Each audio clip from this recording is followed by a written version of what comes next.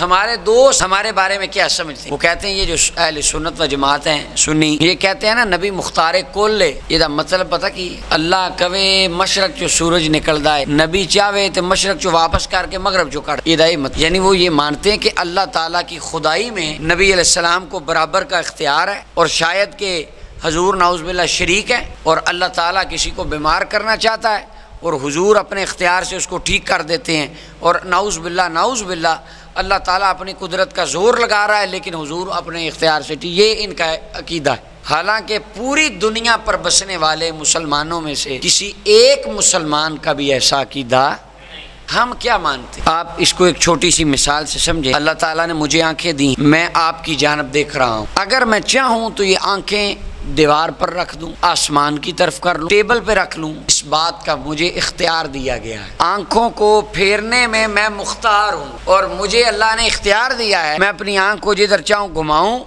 جدھر چاہوں دیکھوں، اس کا میں مالک ہوں۔ مثلا اس کو اور ایک مثال آگے لے چلتے ہیں، جامعہ کے اوقات طے کرنے، تو اس میں مجھے اختیار ہے، میں کہوں آپ نے 7:15 آنا ہے یا 7:30 آنا ہے۔ اساتذہ اپنی اپنی مساجد میں دین پڑھاتے ہیں، ان کو اختیار ہے یہ کہیں کہ تم نے مقتدیو 1:30 بجے جمعہ پڑھنے آنا ہے یا 2 بجے آنا ہے۔ اپنی مسجد کے یہ مختار کل ہیں، ان کو اختیار ہے جو چاہیں جیسے چاہیں جب چاہیں وقت کو سیٹ کر لیں۔ یہ ایک مثال آپ نے سمجھ لی۔ اب ایک منصب ہے منصب نبوت، منصب رسالت، اللہ تعالیٰ نے اس منصب پر بٹھا کر اپنے محبوب کو اختیار دے دیا ہے، اور وہ اختیار تشریعی توضیحی معاملات میں اختیار ہے۔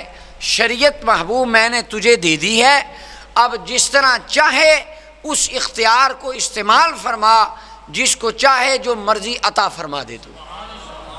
یہ حضور کو اختیار دیا گیا ہے، اور یہ دین کے تشریعی توضیحی اختیارات ہیں جو اللہ تعالیٰ نے نبی اکرم صلی اللہ علیہ وسلم آپ کو عطا فرمائے ہیں۔